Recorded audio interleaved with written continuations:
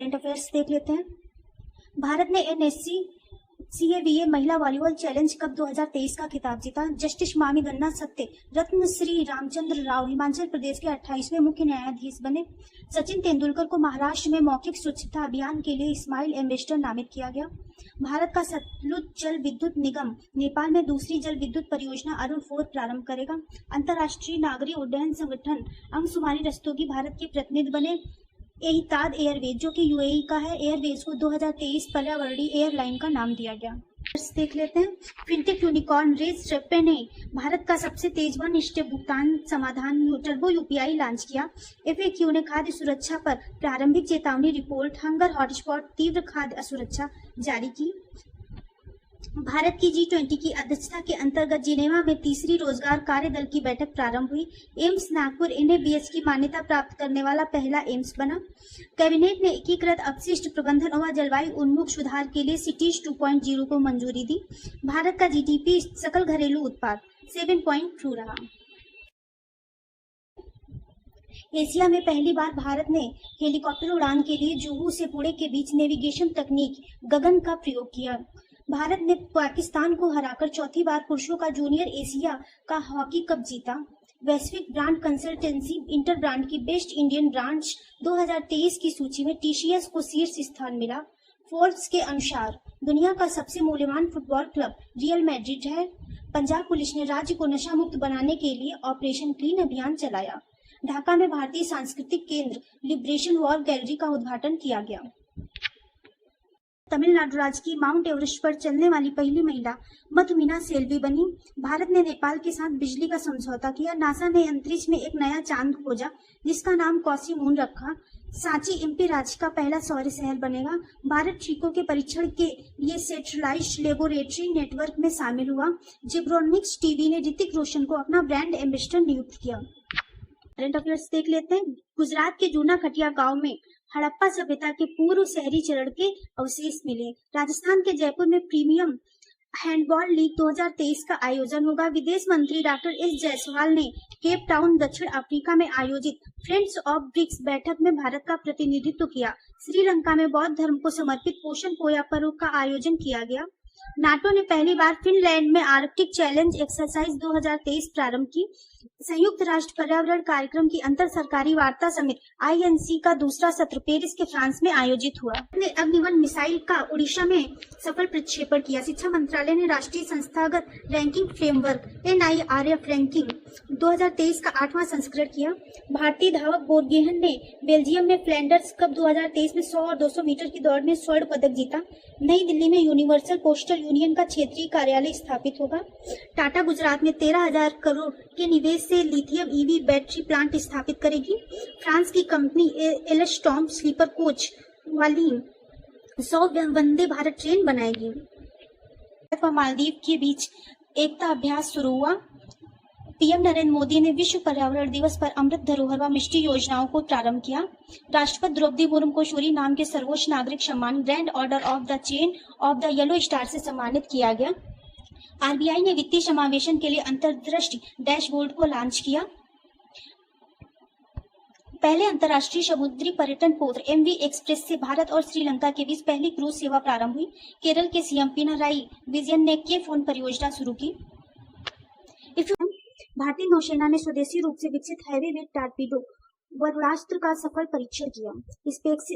SpaceX ने दूसरी पीढ़ी के 22 स्टारलिंक उपग्रहों V2 मिनी को कक्षा में प्रक्षेपित किया। विश्व बैंक ने FD24 के लिए भारत की GDP वृद्धि दर 6.3 रहने का अनुमान लगाया। अमृतसर के स्वर्ण मंदिर में ऑपरेशन ब्लू स्टार के 39 साल पूरे हुए। विद्युत क्षेत्र में उभरती प्रौद्योगिकी का लाभ उठाने के लिए mission on advance and high impact research माहिर लॉन्च किया। SBI ने बेंगलुरु में प्रोजेक्ट कुबेर लॉन्च किया। DRDO ने अग्नि प्राइम बैलिस्टिक मिसाइल का पहला प्री इंडक्शन नाइट परीक्षण ओडिशा में किया। ओडिशा में कहाँ किया? APJ अब्दुल कलाम द्वीप पे किया था। भारतीय भूवैज्ञानिक सर्वेक्षण का नया महानिर्देशक जनार्दन प्रसाद को नियुक्त किया गया। 20वीं एशियाई U20 एथलेटिक्स चैंपियनशिप का आयोजन साउथ कोरिया में हुआ। इसमें फर्स्ट नंबर पे जापान, सेकंड चीन, थर्ड नंबर पे भारत है। भारत ने टोटल 19 पदक जीते हैं, उसमें से 6 गोल्ड मेडल है। दुग्ध मिशन यूपी से स्टार्ट हुआ डेयरी मिल्क प्रोडक्शन को बढ़ावा देने के लिए। इसकी लागत जो है 1000 करोड़ रुपए है। 5वें राज्य खाद्य सूचकांक 2023 में बड़े राज्यों की श्रेणी में केरल को शीर्ष स्थान मिला, छोटे में गोवा को मिला है। जर्मनी में आयोजित नाटो के इतिहास का अब तक का सबसे बड़ा हवाई अभ्यास एयर डिफेंडर आयोजित, इसमें 10,000 प्रतिभागी भाग लेंगे और 250 विमान होंगे। Thank you. भारत और न्यूजीलैंड की पहली संयुक्त गोलमेज बैठक न्यू दिल्ली में हुई। कर्नाटक सरकार ने सख्त स्मार्ट कार्ड योजना शुरू की। एआई सुरक्षा पर पहले वैश्विक सम्मेलन की मेजबानी ब्रिटेन करेगा। 27 साल बाद भारत में मिस वर्ल्ड 2023 का आयोजन होगा। राजस्थान देश का पहला राज्य बना जिसने वर्चुअल स्कूलों को मान्यता दी। पहला भारत फ्रांस यूएई समुद्री साझेदारी अभ्यास ओमान की खाड़ी में प्रारंभ हुआ है। अंतर्राष्ट्रीय निशानेबाजी खेल महासंघ जूनियर विश्व कप में भारत शीर्ष पर रहा। उत्तर प्रदेश सरकार ने 2017 से 2021 तक के सभी ट्रैफिक चालान रद्द किए। सागर परिक्रमा के 7वें चरण की शुरुआत पुरुषोत्तम रूपाला ने किया। श्रीलंका भारत के साथ मिलकर 2030 तक ग्रिड के माध्यम से ऊर्जा को एकीकृत करेगा। इजरायल दुनिया का पहला डिजिटल सरकारी ब्रांड लॉन्च करेगा। अमेरिका के पूर्व राष्ट्रपति पर गोपनीय दस्तावेजों के मामले में अभियोग लगाया गया है। चलिए आज की करंट अफेयर्स कर लेते हैं। प्रधानमंत्री नरेंद्र मोदी ने नई दिल्ली में पहले राष्ट्रीय प्रशिक्षण सम्मेलन का उद्घाटन किया। भारतीय मूल की वैज्ञानिक जोईता गुप्ता को डच विज्ञान का सर्वोच्च सम्मान स्पिनोजा पुरस्कार से सम्मानित किया गया। गूगल की the economy of A billion connected के अनुसार 2030 तक 1 लाख करोड़ डॉलर भारत की इंटरनेट व्यवस्था होगी। FAO के एक्सेलरेटर प्रोग्राम के तहत भारत को फार्मर स्ट्रेस जोन का स्टार्टअप चुना गया। ग्रामीण क्षेत्रों में इंटरनेट सुविधा के लिए कंटेंटफुल कनेक्टिविटी प्रोग्राम शुरू किया गया। चीन ने दुनिया की पहली हाइपरसोनिक विंड टनल JF-22 का निर्माण किया। करंट अफेयर्स देख लेते हैं। भारत ने 4 बार के चैंपियन दक्षिण कोरिया को 2-1 से हराकर पहली बार महिला हॉकी एशिया कप जीता। भारतीय नौसेना द्वारा अरब सागर में CBG ऑपरेशन शक्ति और सुरक्षा का आयोजन किया गया। कर्नाटक के कारी इशाद आम को GI टैग मिला। GI टैग से बहुत सारे क्वेश्चन पूछे जाते हैं एग्जाम्स में। UIDAI के CEO अमित अग्रवाल बने। श्री सर्बानंद सोनोवाल ने ऑनलाइन ट्रेजिंग मॉनिटरिंग सिस्टम सागर समृद्धि योजना शुरू की। भारत सरकार ने मणिपुर के राज्यपाल की अध्यक्षता में मणिपुर में शांति समिति गठित। भारत मालदीव ने उत्तराखंड में संयुक्त सैन्य अभ्यास एक्वेटिन शुरू किया। WHO के health for all film festival में when the climate change turns violent भारतीय डॉक्यूमेंट्री को पुरस्कार मिला। भारत और न्यूजीलैंड के बीच उद्योग संघों की पहली गोलमेज बैठक नई दिल्ली में प्रारंभ हुई। ट्रैक्टर प्रमुख टेप और IIT कानपुर ने भारत का पहला डाई मिथाइल ईथर चालित ट्रैक्टर का निर्माण किया। ग्रीन पीस इंडिया की द एयर शीर्षक वाली रिपोर्ट के अनुसार भारत का सबसे प्रदूषित शहर बेंगलुरु है, ये वायु प्रदूषण के लिए। सिप्री की ईयर बुक 2023 के अनुसार सर्वाधिक परमाणु शस्त्र रशिया के पास है। टोटल जो 9 देश है उनके पास परमाणु हथियार है, उसमें से सबसे ज्यादा रशिया के पास है। सेकंड नंबर जो है वो USA है और थर्ड नंबर है वो UK है। टोटल परमाणु जो हथियार है वो 12,512 है और हमारे इंडिया के पास 164 है। देख लेते हैं। भारतीय नौसेना का SBL प्रोजेक्ट का चौथा युद्धपोत संशोधक लॉन्च किया गया।